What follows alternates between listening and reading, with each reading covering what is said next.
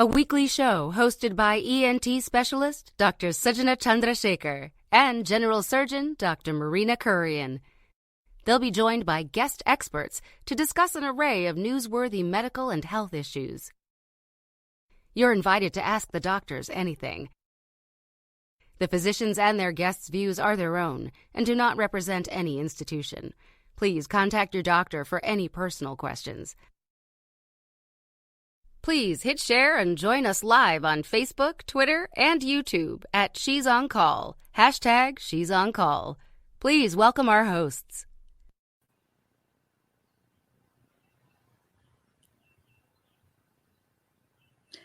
Hi, everybody.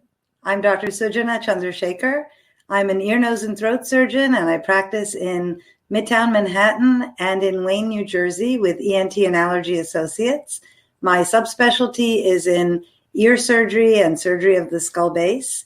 And I'm really happy to be on this show, and I'd like you to meet my co-host. Hi, everyone. I'm Dr. Marina Kurian. I'm a general surgeon, and I do a lot of minimally invasive or laparoscopic surgery. I do weight loss surgery, hernia, foregut, and I do all that in New York City. And it's really a pleasure to be able to join a very close friend of mine, Dr. Chandrasekhar. We've known each other since we were kids, to start this show. We want to thank you all for tuning in. You can watch us live on Facebook, on Twitter, on YouTube. And please like and share and invite your friends. We really are looking forward to a great show. We're going to talk amongst ourselves a little bit. We're going to talk about some of the most pressing medical news of the week. And then we'll have two amazing guests on as well. So Marina, want to talk about why we decided to start this show? Yeah. So, one thing we learned during this pandemic is that people are getting information, whether it's good information, bad information. And actually, Sujana had this great idea, like, let's do a show talking about medical topics and give people good information and some place that they can trust. And I think that based on what we hear from our patients and how successful our practices are, that people do understand what it is that we're sharing with them, that they feel comfortable, and that we are trusted by many. And certainly, this is an excellent opportunity and way to share our knowledge and actually learn from our incredible guests that we have on every week as well, so that we can share this information with the public. And I think that it's going to be topical. We also decided to call it She's On Call for a variety of reasons. And first and foremost, it's just that, I'm guilty of this too. I don't know if you are, Sujana. So I'll be like, my patients are like, I'm going to go see my primary care doctor. And I'm like, oh, what's his name? And then I think to myself, or is it a woman? And so I think She's On Call is just to let people know that women physicians abound, and we're here to answer your questions. We are 50%, over 50% of medical students are women now. And that's a sea change. I mean, you and I aren't that old, and we were very much the minority in our medical school classes. I have to tell you, my mother in her medical school class in India was part of that 50-50. So there are different parts of the world where gender equality is more or less, depending on where you are. But, 50% of our medical students are women, but very few of our leaders are women. So very few department chairs or deans, very few sort of talking heads on television are women physicians. And I think we lose out when we don't hear from everyone in the field. And we lose out when we don't hear from people whose experiences may be different and who bring something different to the table. So we are on call. We're physicians. So She's on call 24 hours a day for patients and families. But we're also on call for our communities. So, you and I know that we get lots of questions from people we know and people we don't know about things that we may or may not have expertise in, but relate to medicine. So, Friday night I got asked about urinary tract infection in an older person, a friend of mine's mother.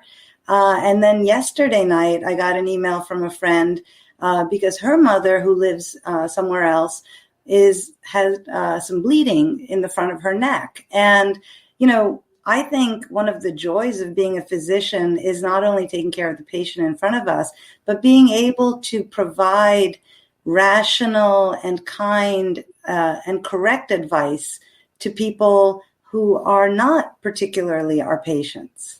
And I think you shared a great story with me. Yeah, we were talking about this earlier that, we get asked, and we call it the curbside consult for everyone else. And I do to other doctors. I was actually in our morbidity and mortality conference, just sitting there, and I felt something on my arm, and I was like feeling, and I'm like, oh my God, I got these lumps under my arm. And I happened to be sitting next to my colleague who's a melanoma expert. And I'm like, hey, can you just look at this? Do you think this is bad? And he's like, no, it's just a calcium deposit. I was like, okay.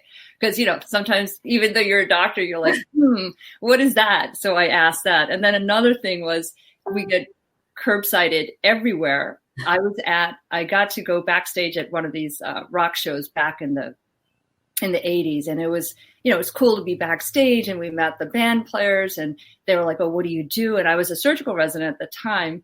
And I told the bass player, I'm like, hey, I'm a surgical resident. He's like, oh, you're a doctor. Can you look at this thing on my back? I'm like, where? Like right here? He's like, yeah. So he lifts his shirt up so I can see, what he had. And I was like, okay, it was just like a little fatty tumor. I'm like, no hurry here. You don't have to do anything about this right now. You're okay. But that was a good consult in the middle of a bar. So funny. That is one of the most cool doctor stories ever, right? Like, not only were you at a concert, which can we remember going to concerts, but you got to go backstage and you got to see a musician's back. That wasn't really exciting. I was like, really? Okay, I'll do that. Okay. And after the show, kind of sweaty, I bet. So, we have people. I don't remember that much detail, thank God. But it was just a funny thing. Like, we get a curbside anywhere. Totally. So we have people watching us from all over. Thank you guys so much for tuning in. Ermine from Finland, you're very kind. She says, I was always on call for the community. I love it. I have to tell you, and I know, Marina, you feel the same way. I don't think in medical school we realized what a calling this was. And we wanted to be doctors, and we wanted to help people, and we wanted to use our brains and our hands in a certain way. But I don't think we realized the positive effect we could have on those around us. And I think it's really a humbling and joyous thing. That phrase, be the change you want to see, right? And so I think also having, you had your mom as a role model and your father, both doctors. My mom's a nurse in healthcare, but, when you think about being a surgeon, both of us, we had no idea we're surgeons or not. I mean, that's not like the first choice, right? I remember when I told my dad, I'm like, hey, I'm going to be a doctor. And then when we went through med school and I was like, I'm going to be a surgeon, they're like, why don't you do something easy? And of course, is there any pediatricians listening out there? I'm sorry. I was like, they were like, why don't you do pediatrics? And I was like, because that's not easy. That's hard. My dad, the ENT surgeon's response was, ENT? Why don't you do dermatology or radiology so you can have a family? So 4 kids later, I'm an ENT surgeon with a family. But I think it's perceptions, right? Perceptions are very different, and time was different then. Yeah. I think let's talk about the show a little bit. Like today, we want to get through, there was a great article recently about how to reopen and start our lives again through the pandemic. So we want to touch base on that because it was written by 4 infectious disease doctors, and they had a great strategy for what are the different levels. And this was up to level 9. Of course, bars and music concert, very dangerous. So they're not happening yet, but these are some of the other levels of contracting COVID, what's safe, what are safer than, level 9 or level 10, which would be, for healthcare workers going into a COVID positive patient's room, that type of thing. Sujana, you want to just go through this a little? Yeah, so I really do. I think people are tired of social distancing and they're tired of being in quarantine. If you guys want to take a screen grab of this, I think this is actually quite a helpful bit of information that came out. It was based on interviews of 4 infectious disease doctors in Michigan.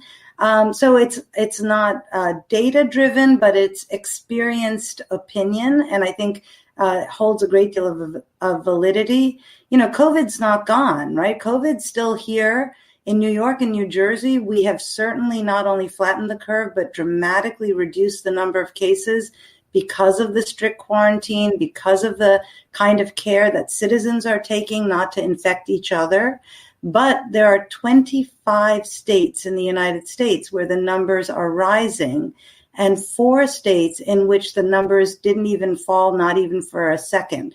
And they're increasing exponentially. And we're looking at, unfortunately, 7.5 million cases worldwide, 2.1 million cases that we know of in the United States, 115,000 deaths in the United States. And we are, the leaderboard around the world. We are followed closely by Brazil, by Russia, by India, and by the United Kingdom. But certainly this remains a worldwide issue.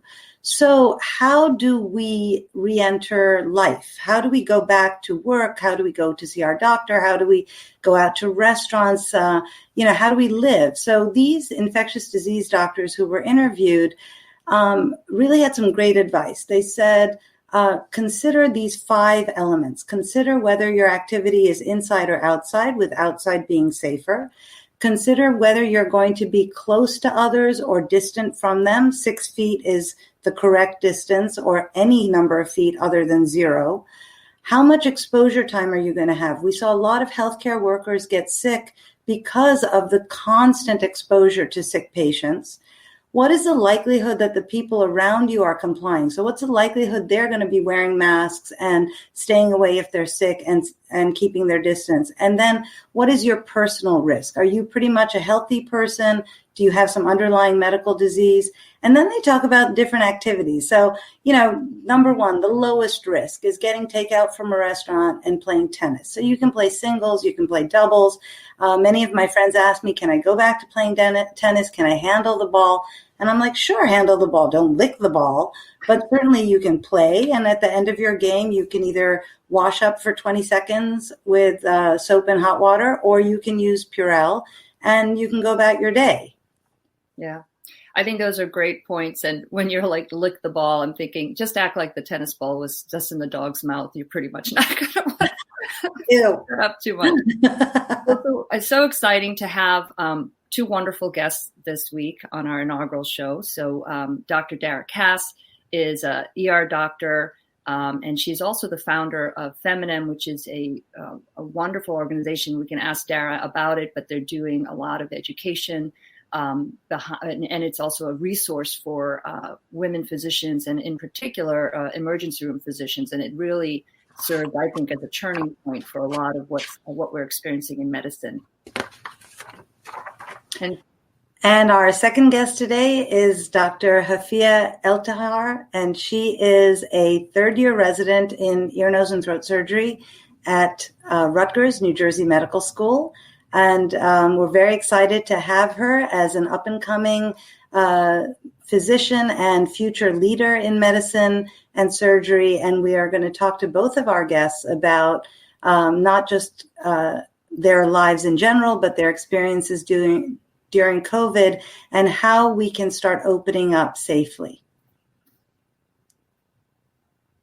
That's perfect. And so maybe we can have Hafia come on right now. I think the bottom line. Hi, Hafia. Hi. Nice to so see great you. to have you. And I think Dara's available. So, yay! Hi, Dara. Hi, Dara. So hi. happy to see both of you. Trying to use a fancy camera, which never works in real time. It's true. I've just given up and I use my webcam. That's it. You guys do the thing where you put the when you're using it, are you worried about like somebody watching you? So you put the piece of paper over it? I don't. That doesn't mean anyone should have I to. have a slider. Oh, you do? Oh, that's cool. That is cool. Yeah. So welcome to the show. We're so excited to have you both. And, part of this is, we're interested in getting your takes on what's going to happen when we reopen society, which is happening. Like New York City is phase 1 right now, and we hopefully will be the phase 2 by July. I originally thought it was 2 weeks. I was excited, but now it's a little longer. So, and also I don't know what's happening in Jersey, Hafia. So, as Dr. Chandrasekhar mentioned, the numbers in the hospital definitely have decreased. I, at the peak of the pandemic, was working at Hackensack University Medical Center, and the ENT program at Rutgers University, we were redeployed to the SICU, the surgical ICU, as well as step down unit. And then I also did some night shifts in the ICU at St. Barnabas Medical Center, helping out in the COVID ward. And it was definitely a very interesting time. I felt very rewarded, helping people that were really in need. At the same time, it was pretty depressing as well, seeing a lot of people suffering and they didn't have their families at bedside. And I couldn't imagine being in that position. So I do believe that, with us going through the phase 1 and phase 2 of reopening, we definitely need to continue to take the necessary precautions to protect ourselves. I know everyone's very eager to get out. I am myself. I'm a very social person, very extroverted, and I enjoy just the company of others. So I know that it'll be very difficult for most of us to kind of get back into the swing of being, in the public and back into our normal social settings, and also having to continue to wear masks and take the extra precautions that we didn't have to in the past pre-COVID. But I definitely think that it's very necessary. We don't want to see the spike in the numbers of people being critically ill and also dying because we aren't doing our part. So I'm a huge advocate for getting back out there, but I definitely think that we have to be very careful and continue to protect ourselves. Wash our hands, as you all mentioned, wear our masks, and keep our distance. Dara, what are you seeing now in the emergency room? So we've actually seen probably for almost 6 weeks decrease in the number of cases in the ERs, which is really related to the work that the New Yorkers have been doing on social distancing and mask wearing, even amongst a re-expansion and open up of the economy, which has been remarkable, I think. Obviously, I don't know if everyone here knows this, but I actually had the coronavirus myself. And that was a really eye-opening experience for me to really feel a sense of solidarity with my patients and be able to understand the symptoms they were coming to, even if they weren't necessarily needing to be admitted to the hospital. So I now get to, convey that I understand what it's like. And we see really the fewer number of patients in the ER, and we're able to take really good care of them because now we know this disease much better than we did in the very beginning. In the beginning in New York, it was a tidal wave. We got so many patients so fast. We had to redeploy everybody wherever we could. Everything became an ICU. And now we're much more back to a normal status quo in New York. And I'm optimistic that the work we've done and the lessons we've learned will help us reopen safely and consistently so we can ebb and flow in a way that's really mostly productive and forward moving, as opposed to what we're seeing in some states that really opened up before they had either their disease process under control or their healthcare system under control. And now they're really kind of still caught a little bit off guard with an increasing, almost exponential number of cases in certain places. So, Dara, thank you so much. I think my hat's off to both of you, because I think that the tidal wave, as you said, is the right metaphor for this. This was crazy. We were drowning as physicians, as nurses, as healthcare workers, as first responders. But now, we're seeing it less in New York and New Jersey, and it's 100% due to our population, our citizens, caring for each other by wearing masks, by socially distancing, by being respectful of the pre-infectious nature of contagion.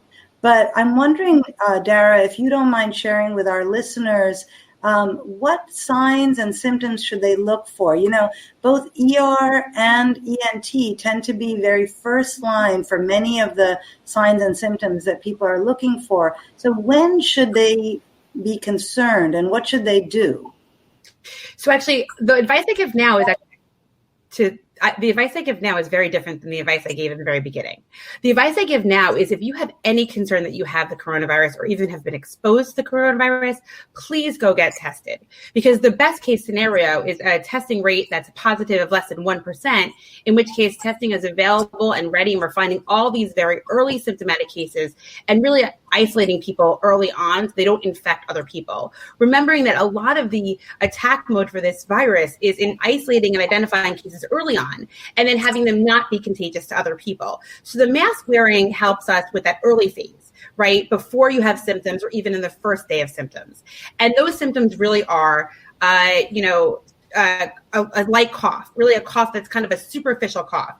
Maybe you have a fever up to like 101 or 100.5. Maybe you have some shortness of breath that catches you off guard. A lot of people had this sense of taste and smell that was off. I had that and I didn't know what it was. I thought I just was not having an affinity for coffee for a couple of days. And that's actually been a pretty non-specific, but early on calling card for this virus. Other things are muscle aches, fatigue. So if you feel like you ran a marathon, but you really didn't, or if you are having a difficult time walking upstairs for the first time in a while, these are really symptoms that may seem odd to you. That would be a reason to go get tested. And remember that testing and finding out you're negative is not wasting a test. A lot of people are worried about that. And in New York City and in our surrounding tri-state area, our testing is abundant enough that you should get tested whenever and wherever you're concerned about being exposed or symptomatic.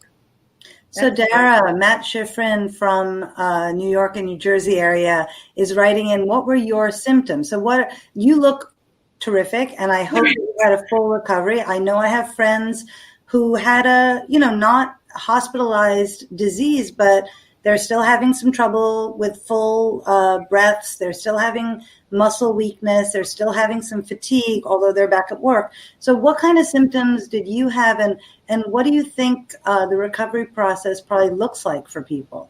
So my symptoms were actually exactly the ones I tell people to look out for. So I had worked the weekend in the ER and I'd been wearing PPE, and I probably just wiped the surface and then my face right away after seeing a patient. I woke up on a Monday morning and I couldn't really walk, and I thought it was just because the virus had been very busy in New York for the week and I'd worked really hard, and I just thought I was, out of shape. And then I realized that I was tired. I took a nap in the middle of the day, which I always claim to want to do, but never actually succeed in doing. But I was able to take that nap. And then by a day or two later, I really had this cough that if I had spoken, and I do a lot of talking, and I socially and professionally, and then I was seeing a lot of patients on telemedicine, and I realized that in the middle of every visit, I would be like, cough. And I would see myself on camera, and the patients would be like, "Doctor, are you okay?" And after a couple of those visits, I said, oh, maybe I need to be checked out. And I went and did a telemedicine visit myself. And then I went and got swabbed, and I was positive on a Thursday. So it was about 2.5 days of me being what we would call kind of pre-symptomatic / early symptoms, where I kind of wasn't sure what was going on. And these are the days that we really want people to wear a mask. And I remember the very last day I didn't wear a mask in public was the day before I got tested. I went to Rite Aid to get some cough medicine. And I wasn't really sure what was going on, but I wanted to have it prepared just in case. And I kind of can't let go of the guilt of the opportunity. Like, maybe I don't think I got in contact with anyone. People were mostly at home. But I remember that that's the feeling I don't want people having, that they find out they're positive the next day or even 2 days later, and they realize they did go outside without a mask, and maybe they exposed one more person. I was symptomatic for about 8 days, where I was mostly home napping, taking, Tylenol, Motrin. I was able to still see patients on telemedicine because I was able to stay home. I monitored my oxygen and my, breathing with a pulse ox, which we recommend people to have at home if they can, just to have some data. So it goes on your finger and it gives you a number of how your oxygen level is. And it really kind of sets you with some number that makes you know if you should be worried or not worried. And then about 8-9 days later, I started feeling better. Now we're really wanting people to recommend that they would get a negative test in theory before they really engage closely with people outside of wearing a mask. And so I waited. I tested negative about 4 weeks later, but that was the first time I could get a second test because this was very early on. I still have residual shortness of breath or, like a chest pain in random times. And I don't know if that's related to the coronavirus or just the regular life fatigue that I have. But I blame the coronavirus, and I think a lot of people will for a long time. And I had a lot of friends who were admitted and actually intubated, went to the ICU. A fair number of people in our healthcare community did unfortunately pass away from this. And so it's been a really roller coaster experience emotionally for a lot of people in my world. But fortunately for me, I was relatively uncomplicated and able to return to work pretty quickly. It's amazing. I would ask both Dara and Hafia if what the impact has been a little bit emotionally, because as you said, Dara, you had friends intubated, colleagues, and when you hear the numbers of people, and intubated means that they were on a ventilator in the ICU, just the sickest form of COVID that you can have. And so when you hear that, you then look at who's coming out of the ICU. And thankfully, a lot of our colleagues did come out, but some of our other colleagues passed. And just what's that emotional toll? Because, Hafia, you were in the ICU taking care of these patients, as you said, where you were the sort of the last human contact that they might have had. And you're holding, everybody's seen all the images of people holding iPads up for Facebook or FaceTime with their families when they're sick in the hospital. So it was terrible for the patients, but it was also heartbreaking, especially because we're all caregivers. Yeah, I would say for me, it definitely took an emotional toll on me. There was one night in particular that was especially hard. I had just started a shift at St. Barnabas Medical Center. It was my evening shift that I was going to cover nights, or I did cover nights, and that night for. And I got there, and there was this young patient who, at the beginning of the shift, things looked great. We were going to transfer her out of the ICU because things were kind of on the up and up, and we were really positive about the patient's progress. And unfortunately, just as the night continued on, the status of that patient just continued to deteriorate. And I remember the patient looking up at me and actually saying or asking me, "Am I going to die from this?"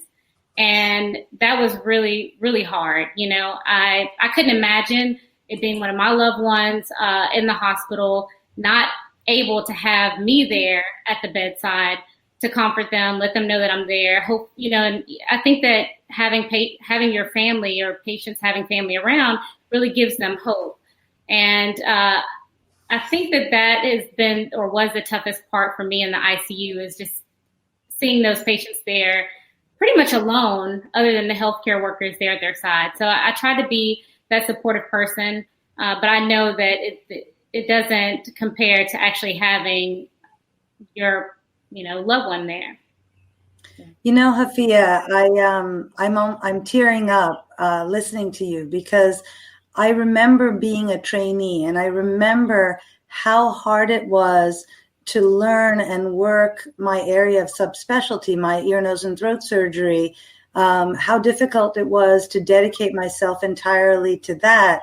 And I find that the trainees now, this season, have unfortunately had the added burden of the emotional and intellectual challenge of learning about a disease that nobody knows anything about and that we're learning about day to day, minute to minute, and then dealing with the emotional difficulties. And I really applaud you. And I wonder what you and your fellow residents used to try to get through some of that emotional difficulty, which was both taking care of very sick and even dying patients in isolation, but also feeling like, oh my gosh, I only have this much time to learn about ENT. When am I going to do that? So how did you navigate that, or how did you and your friends navigate that?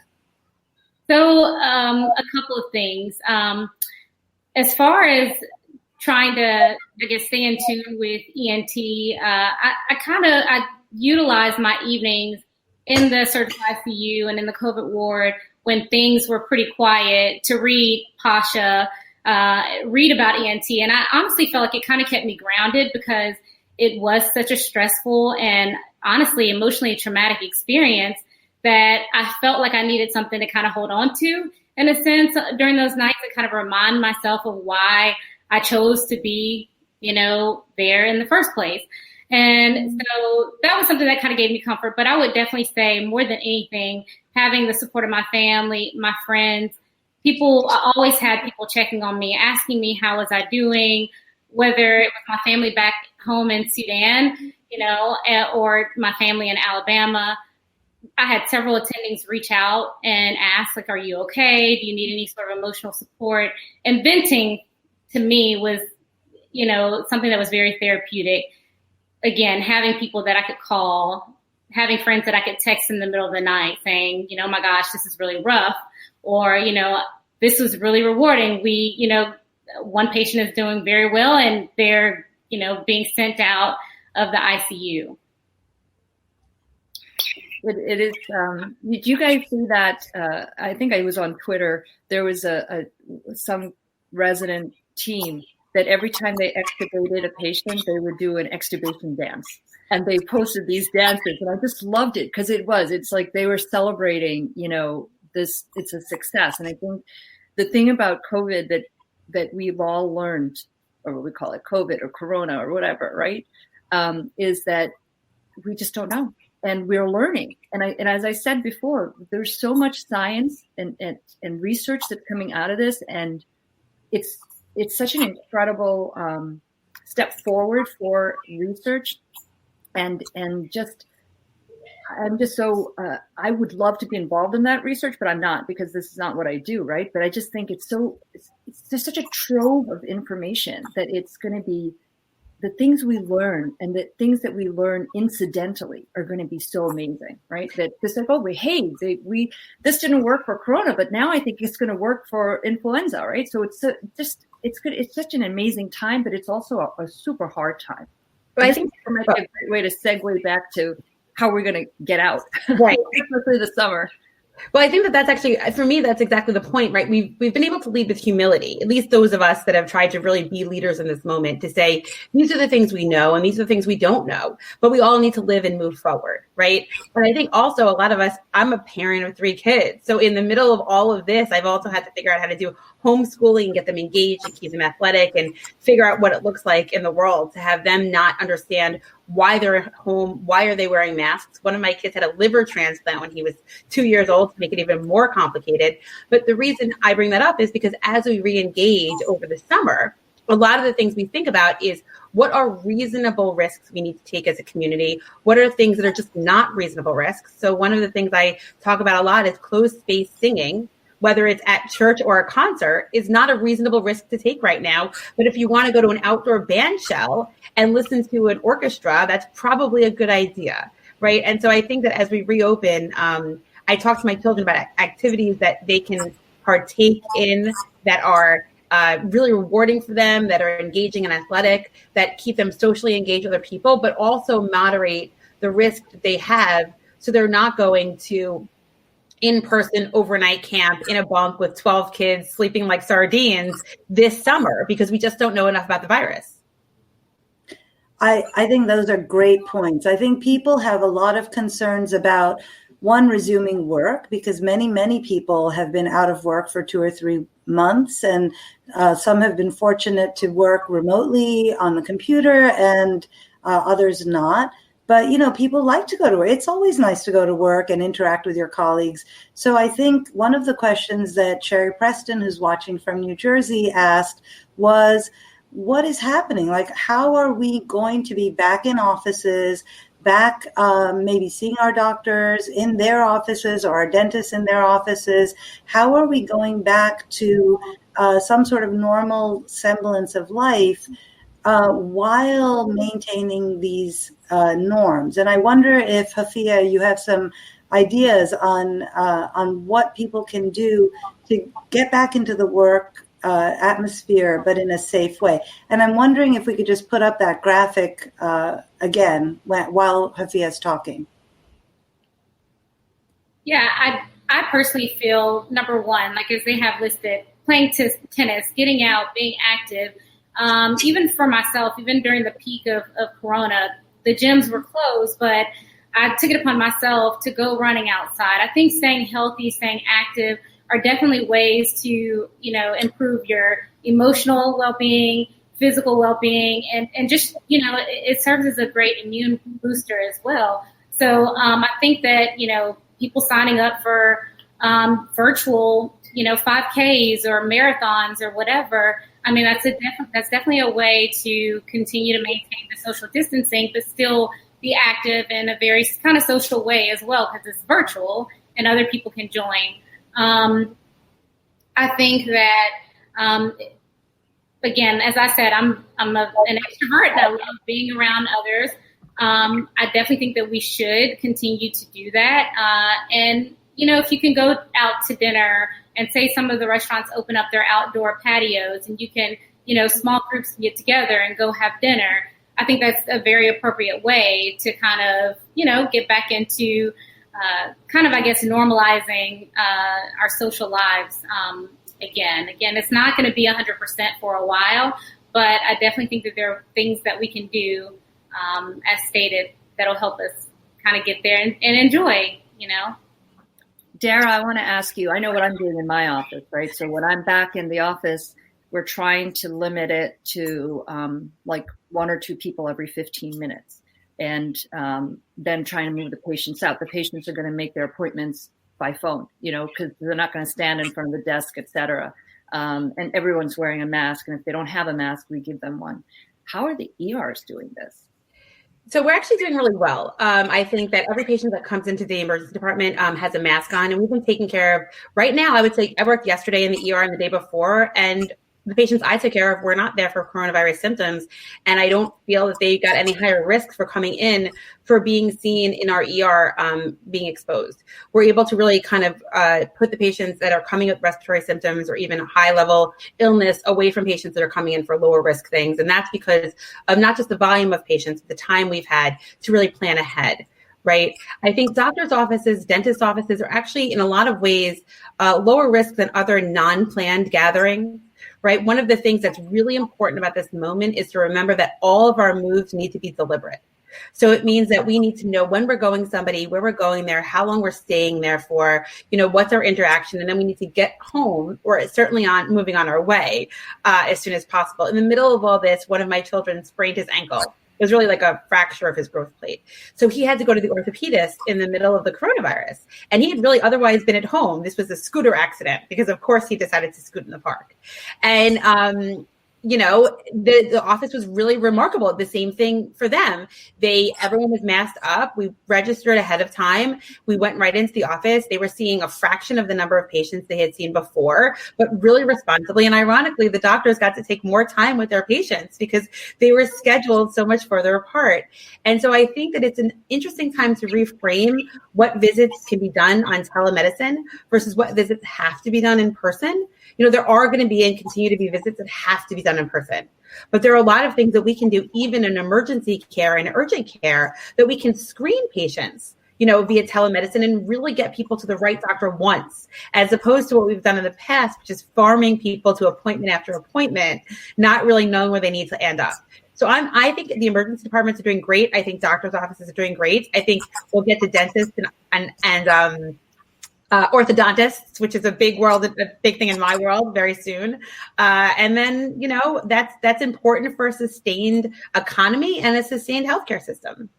You said 2 things. One, of course, your kids had to go to see a doctor, right? So I had to take my father to the emergency room because I knew he has COPD, which is a lung issue, and it was having an exacerbation. And he hadn't been out of the house. There was no way he was positive for corona. But I had to take him to the ER, and then they, put us in a room, an isolation room, because it was a respiratory issue. He finally this was back when it would take 2 days for the test results to get back. So 2 days later, we knew he was negative, but I'd already taken him home. But the other thing you said, which I think everyone should be aware of, because I've taken my kid to the doctor and the orthopedist for a sprained, a bone bruise, and, she broke her finger. Dara, didn't I look at you and ask specific questions about how your son had his injury, right? Because that is a separate thing, especially, during coronavirus, there's domestic violence was up and all those other things. But even when it's not corona, if your kid gets a sprain, they always kind of look at you and ask you, like, how did this happen? So I was thinking, in addition to that, you're taking your kid in during corona crisis, but they're also like, Dr. Cass, how did this exactly happen to your child? But I want to make sure we understand. It's like one of the things you said about your dad is we had a very reasonable period of time where people avoided the ER at all costs. And I had started sending friends into the ER for things like blood clots and, infections that needed IV antibiotics. And I was like, listen, if you need to seek emergency care, and this will continue to happen in cities not like New York and New Jersey. So if you're watching this and you're in Arizona, and Arizona is really in a bad place as far as coronavirus right now in some of their emergency departments and ICUs, remember that if you have to seek care, do a telemedicine visit first if you can. But if they tell you to go to the ER, please go. Realize that we can walk and chew gum at the same time, and we need to make sure that our heart attacks and our strokes and our abscesses and our other infections are taken care of the right way, even amidst a coronavirus pandemic. And I need patients to hear that all over the country, because we're now on the other side of it in New York, and I hope we stay there. But I know that a lot of states, especially like Alabama, Hafia, where you are, it's going to get really, really bad, and it may not get better depending on how the leadership of the state goes. I think the point of we are still doctors, we are still nurses, we are still healthcare workers who wish to care for all of your health is really important. I want to say there are only about 17 minutes left, although I could talk to you ladies for hours. We've been getting comments pouring in from all over the place. We had people commenting from Finland, people commenting from India, people commenting from New Orleans, people commenting from the Carolinas. One of the questions, and of course, I went to Stuyvesant High School, which no matter how old I get, I will always be very proud of where I went to high school. Me too. Did too, right? Marina did too.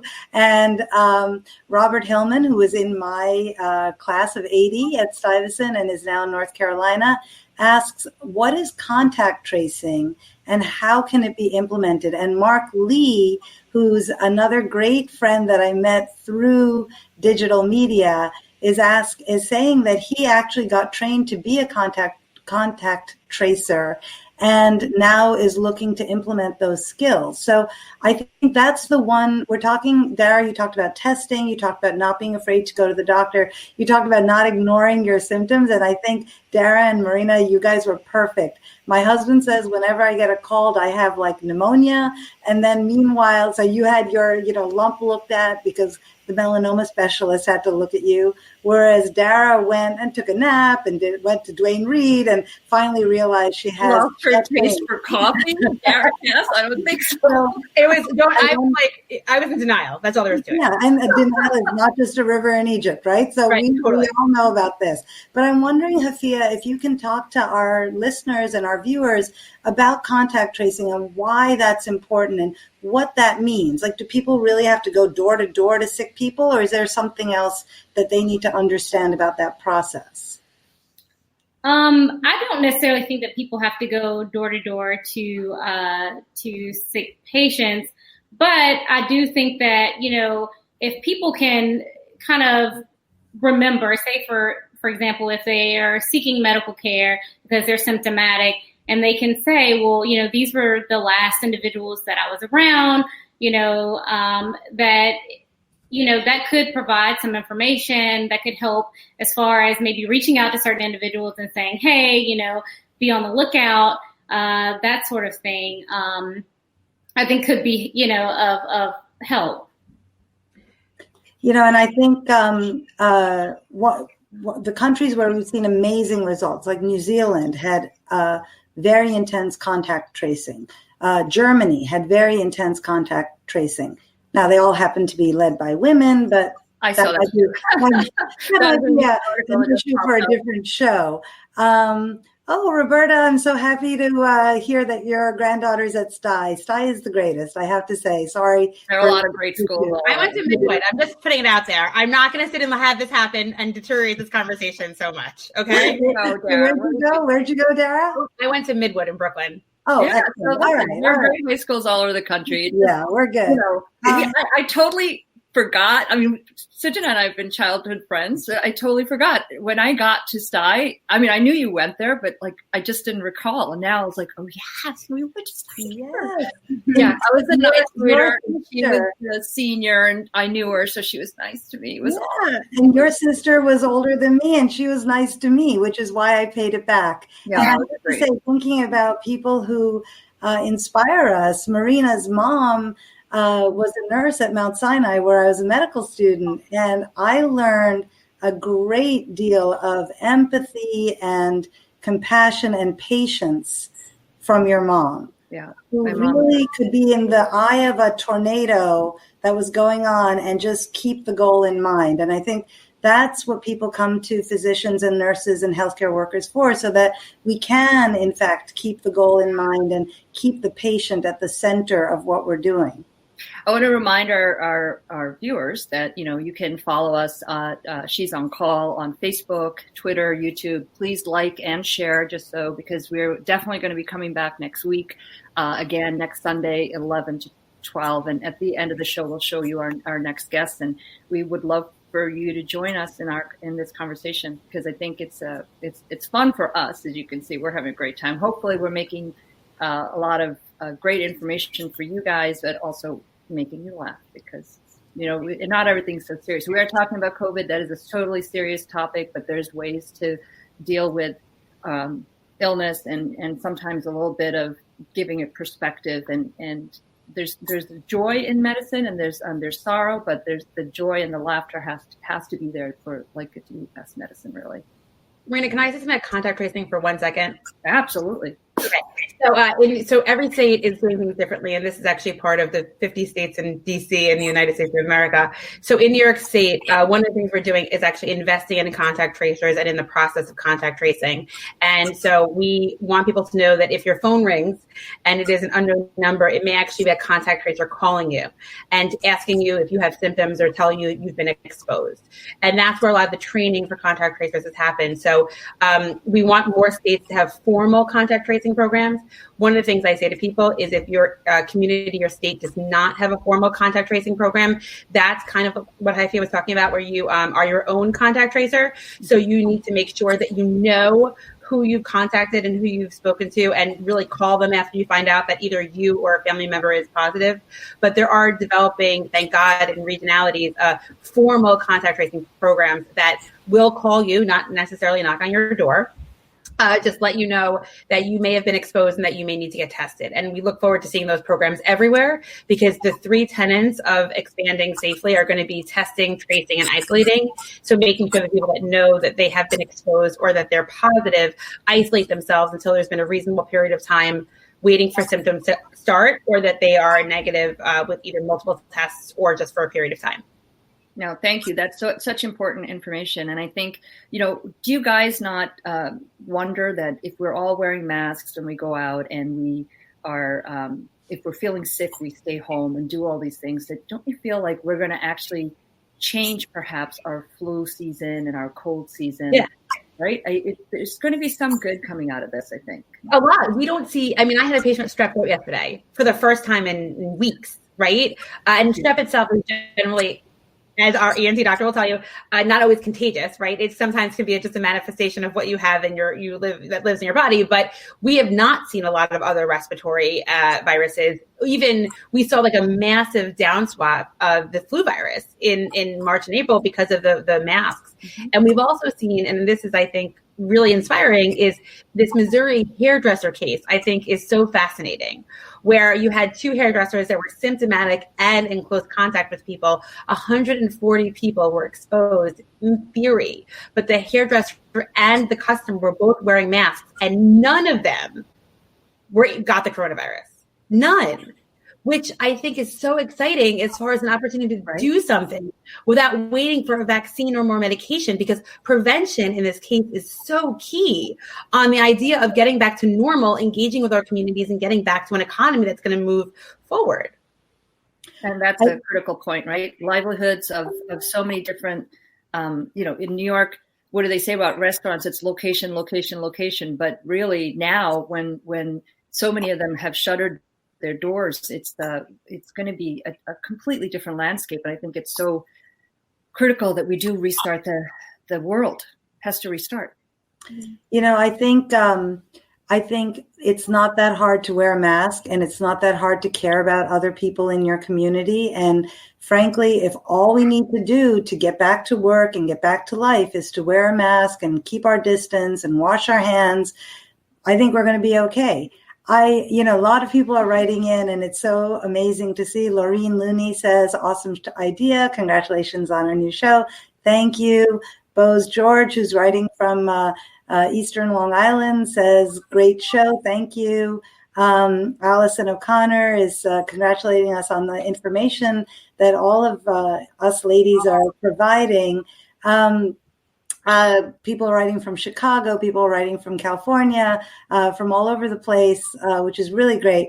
I wonder, because, one of our premises for She's on Call is that even though women are present in medical school and women physicians are no longer an aberration, I think, the sort of the go-to is the male doctor. And I'm wondering if you guys might share a little bit of your journey to medicine with us. And maybe I'll ask you, Hafia, just, how did this come about? Who are you? How'd you get here? What are your dreams?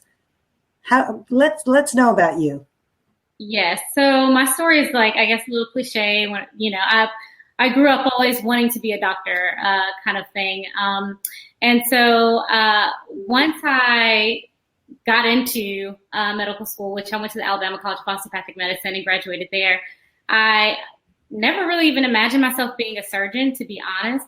But I actually met an ENT after my first year of medical school and worked with him. And I fell in love, and I was like, oh my gosh, this is 100% for me. And it's interesting because most of the inspirations that I had to even become a physician and then, even a surgeon were males. They were male doctors that I kind of looked to. But, I saw that I was fully capable of doing the same and providing aid and help to those who really need it. I'm a giver at heart. And so I just knew that it was the right profession for me. But as I've gone through my journey, finishing medical school and then matching into residency, I've had the opportunity to meet several wonderful surgeons, such as you, Dr. Chandrasekhar, that have really inspired me to work hard, achieve my goal, and really kind of change the narrative. A lot of people just automatically assume, and we're all guilty of it, even myself, where if you're speaking to a patient and the patient says, oh, well, my doctor is so-and-so, you say, oh, well, what did he say? We automatically, assume that it's a male, and so we're all guilty of it. But I hope that we can all work together to change that. I'm commonly called a nurse, which nurses are amazing. I love them. I've learned so much and will continue to learn throughout my journey of training. And even when I am practicing on my own. But at the same time, I do think that, society has kind of made it to where in our minds, we think that, men should be the physicians, women should be the nurses. And I'm so happy to have leaders such as you all to look to, and hopefully others that are viewing this as well will feel empowered and inspired that us women, we make a huge difference in healthcare. And we're very important. So I'm excited to have this opportunity, and I hope that I have inspired someone out there. That's very wonderful. Dara, your journey? Oh, I'm old now, so it takes a little longer. Not as old as me. Not too close. So actually, so my mom's a nurse too, actually. So both of you guys mentioned how your parents were inspiring and in the healthcare field. My mom was a nurse, and she actually worked in the ER at a trauma center when I was a kid. And I thought that was the coolest thing in the entire world. If in July 4th, your hand got blown off by a firecracker, I wanted to be the one to figure out how to put it back together, but not too long. I wanted to then move on to the next patient. So I, speed tracked it. It became, went to college, med school, the whole 9 yards, and went right into emergency medicine, showed up in the ER my first day at Kings County and said, as a medical student, not as a resident, and said, I'm here to be a doctor, train me. And I spent a lot of time in that ER learning incredible things from an incredible faculty. I've spent a lot of time working on gender equity in medicine and really kind of reframing the narrative around what does a doctor look like? And more importantly, how do we live as physicians with other lives? I think one of the historical mandates of physicians and really a lot of other professionals was to lean forward and go, move on without really a distraction of anything else in your life. And I think once women really hit critical mass in medicine, we started really kind of incorporating our other societal gender, based, responsibilities, and really had to reframe what does it look like to take parental leave, or what does it look like to have, to be pregnant at work and have a hierarchy that really did not promote women, did not pay them fairly, did not really amplify their voices. And the best way for me to do that was to bring together really a community of women and have them start speaking to each other so that they could then amplify each other and really be a force to be reckoned with. And so I spent probably the last 7 or 8 years doing research on gender equity, really creating a speakers bureau for women in medicine and getting the voices of women out there, not just, women, but really then intersectional and diverse across the board, making sure that we then, our traditional physician is not just male, but he's also white and he's, cisgender and he is heterosexual and he's all these things that we expect norms to look like. And so a lot of equity comes in making opportunities for people at the intersections. And that's a lot of what I've done. And I think that we've seen a reframe, and the coronavirus, to bring this all together has really taught a lot of us about what it's like to live as a whole person. And I think schooling and homeschooling has done a great opportunity for that as well, because a lot of us have started to realize that the tasks that it took to be a parent and, a Zoom school teacher while also working from home made us realize that there were things we were missing out on, but also things that we needed to kind of make space for in the future.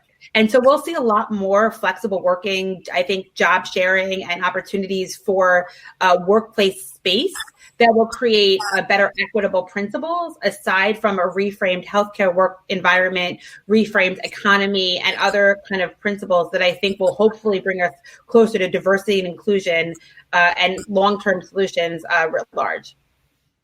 Well, Dara, thank you guys so much. Both you and Hafia have been fantastic guests on our first show, and we really appreciate it. Those of you who are watching, you can share this link. That'd be great. I'm sure you all know people that would benefit from the conversation. And I love that, Dara, you ended this on like a real powerhouse note. But I do think that equity in medicine and in healthcare is important, but it's also important in the corporate world and the lay world. So I think it's really an opportune time to discuss all of that. So we've been getting a lot of comments and a lot of questions about weddings, about other events that we need to plan in our lives. I'm hoping that both Dara and Hafia, if they don't mind, can go back into the Facebook and the Twitter and the YouTube and look at the questions and please answer them as best you can. It's really been a treat having both of you on, and I think we've learned so much from you. The bottom line is COVID's not over. We're not over with it, but there are steps that we can do to get back to interacting with each other and being safe. And I think Dr. Cass talking about testing and tracing and isolating. Yeah. I feel like